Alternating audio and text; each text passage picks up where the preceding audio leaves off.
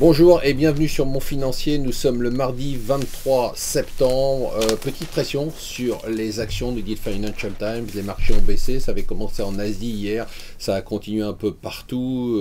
Alors bon, l'idée c'est qu'il y a peu de bonnes nouvelles du côté de la Chine avec un article très intéressant, toujours du Financial Times, qui explique globalement, et ça c'est en une du Financial Times, que si la croissance en Chine et les investissements étrangers en Chine sont en chute libre, c'est dû au fait qu'il y a cette campagne anticorruption et que sans backchiche, eh bien, certaines entreprises chinoises n'ont pas envie ni d'investir ni de faire de la croissance. C'est quand même assez rassurant.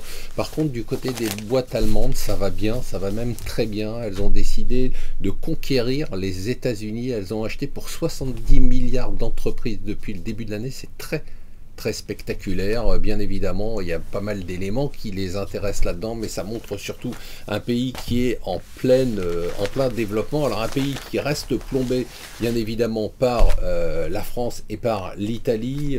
Valls était hier à Berlin, il y est encore aujourd'hui, il a essayé d'obtenir des choses. L'Allemagne lui dit tout simplement: on va vous aider, mais d'abord faites votre réforme. C'est-à-dire, si aide de toi, l'Allemagne t'aidera, et ça sera peut-être ce qu'il faudra retenir de cette visite.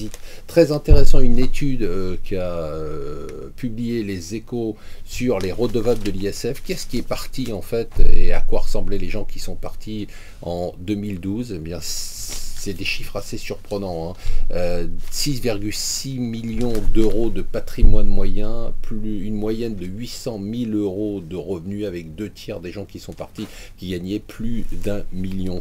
C'est quand même pas mal. Là, on parle d'un truc intéressant, le Bitcoin. Vous savez qu'il a chuté de 40%, on se demandait un peu pourquoi. Eh bien, des études nous montrent que si le Bitcoin a chuté, c'est parce que les Chinois qui en avaient l'ont vendu pour pouvoir participer à l'introduction en bourse d'Alibaba. Donc vous voyez, on est en pleine spéculation. Air France, bon, je ne sais plus quoi dire, je le dis tous les jours, mais ça me rend dingue. Ça continue, la grève continue, et en quelques jours, les pilotes d'Air France ont réussi à balayer toute une année de réduction de dépenses et de sacrifices faits par la compagnie, et surtout par le personnel de la compagnie.